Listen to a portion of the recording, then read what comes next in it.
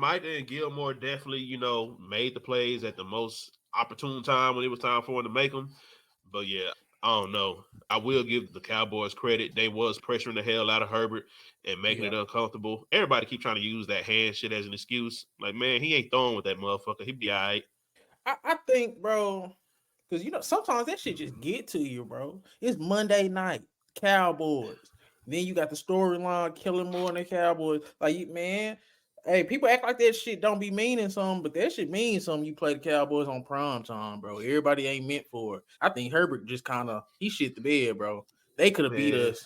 they They done could have put that beat nigga us. Herbert in too many primetime games. This nigga got way too much talent over there. I don't want to hear nothing about no Mike Williams, nothing. That nigga still got one of the top receivers in the league. He missed Keenan Allen twice. He missed him Yeah, twice. yep. That was on him. So Yeah. that's why I'm like, I don't want to hear nothing about no bright lights. What's the coach name for Chargers? He didn't do stupid shit Oh, yesterday. Brandon Staley? Yeah, no. Shit, he couldn't. He had no choice. Nigga, you did something stupid, nigga. Hey, you might as well go ahead and hang it up. You fired.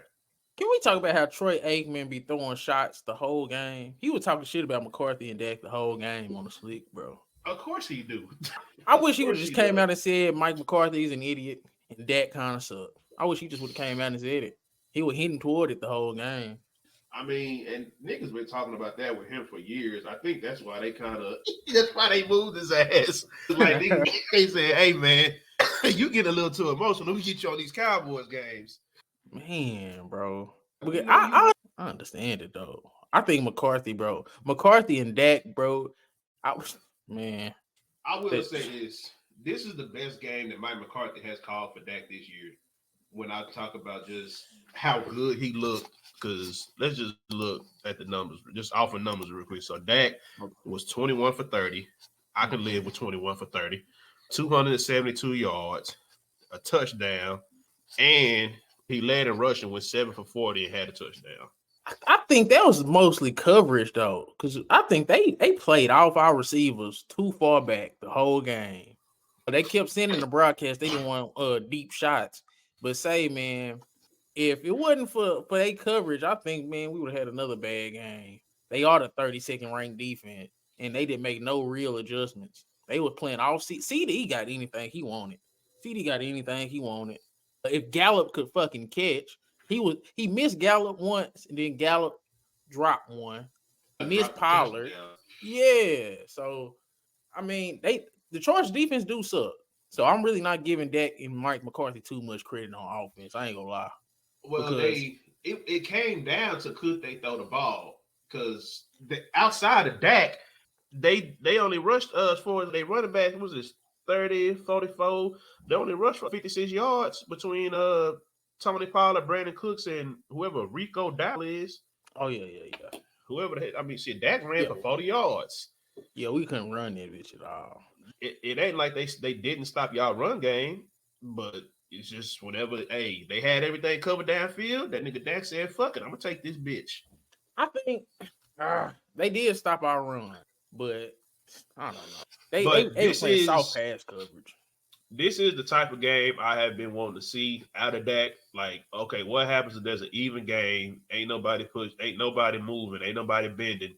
Can you be the one to get your team, over that hump? You know what I'm saying? But Now I they don't look think he did that. I don't think he did that, Chris, because we ended up settling for 3. Like if Herbert wouldn't have threw a pick, and if Herbert would have did his job, we've been talking about this a whole different way. I think Dak got bailed out. well, like We I ended up said, it settling was for 3.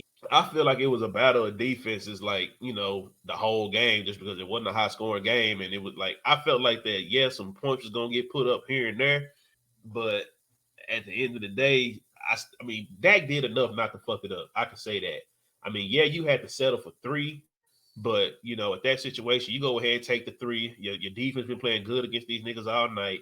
I mean, literally, if you want to say, I mean, I feel like they still could have tied it, like you said, Justin Herbert was missing people that could have easily put the game away, but we can say the same thing about that.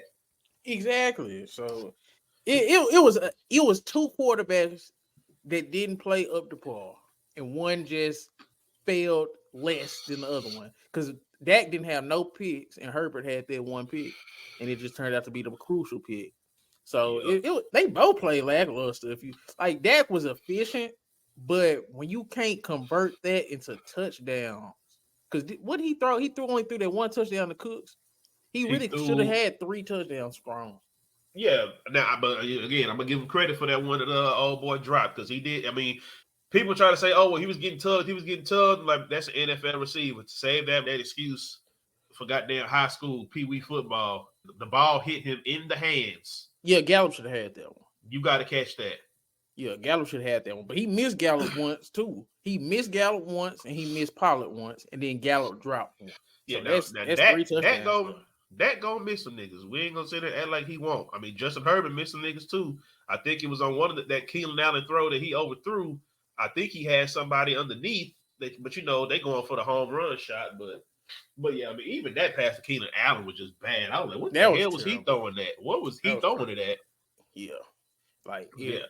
my thing is, if Herbert would have played up to his potential, like how he's supposed to play, is what he's billed as a top 10 quarterback, top 5 in some people's minds, we would be talking shit about Dak again because Dak did Dak things. It just Herbert played even a little worse.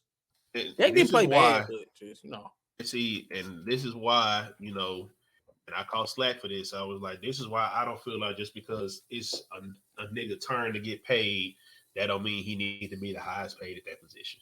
I say Herbert. So it was. So at first it was Jalen Hurts got paid. I want to say as far as quarterbacks, I think he got paid first. Then Lamar got paid. Then Justin Herbert got paid, and then Joe Burrow got paid. So the money just went up and up and up. So I mean, even when Lamar went, I think Lamar got like a tick over Jalen Hurts. I'm like, okay, been in the league a little bit longer, whatever. Got a little bit more accolades. Okay, cool. But I just didn't care for the Justin Herbert one. I'm like, now, don't get me wrong. I know he's a franchise quarterback, but when did we get to the point to where it's like just because you next up, man, you got to be the highest paid?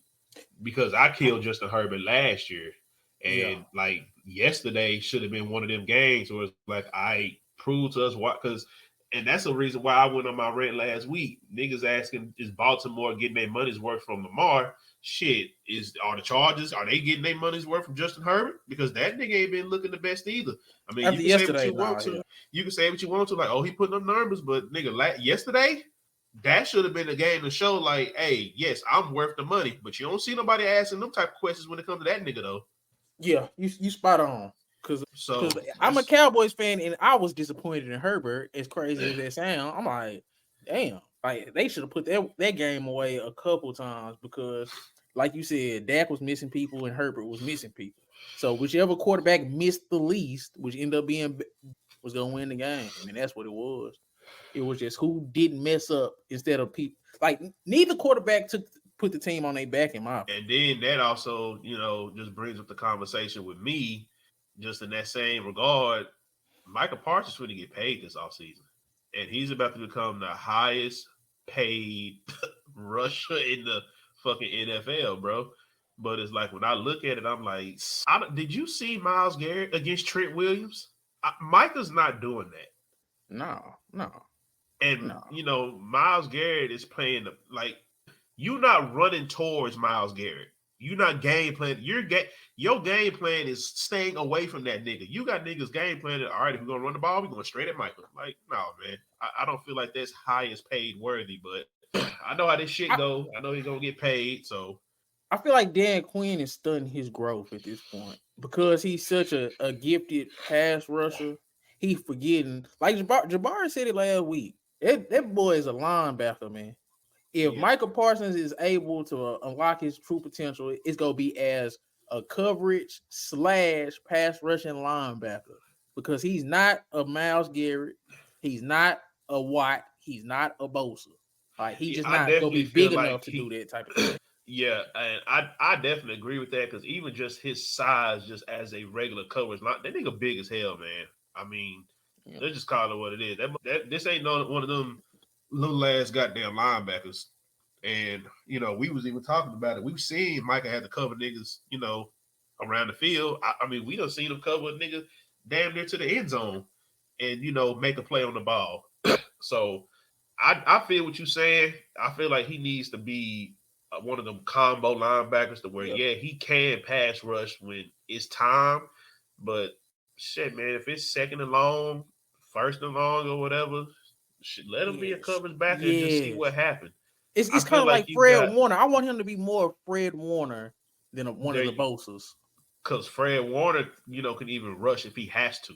Yes. But when you just look at what he can do as a true middle linebacker, like look what he did against Dallas. Like I seen that nigga play three different positions. This nigga dropped back in coverage as a DB, went back to his linebacker mode and split the goddamn me the pick they tried to set on him. Goddamn me became a DB again became a lineman to block the jump up and prevent that nigga from throwing it over him, and then became a pass rusher all in one play. And it's crazy you brought that up because when you was saying that about Fred Warner, I was thinking about Parsons has the speed and he has the IQ to do all those things, but he needs reps in that situation. He need more reps in those situations, man. Because him just being a pure pass rusher is more limited than if they put him at linebacker and rush him occasionally. But I mean, and Dan Quinn, I feel like is the perfect person to teach that. I mean, we not gonna act like this nigga didn't have Bobby Wagner, when them niggas was going to the playoffs and going to Super Bowls. So it ain't like this nigga don't know how to work with linebackers or don't know, you know, how to or the right people to put around a dude to teach them what he needs to learn. But yeah, I mean, as good as he is at pass rushing, I feel like that. What was that? That wasn't his first year. It was last year when he kind of had his best year as like a pass rusher. But I feel like at this point, it's just, I mean, these linemen are getting better every year. I mean, Trent Williams is Trent Williams, but you gonna have more niggas just like that you got to deal with on a weekly basis. And we saw that against the Chargers. I mean, shit, all you might need is some size to deal with him because it ain't like he was just living back there. Exactly. I think he really done capped out as a pass rusher.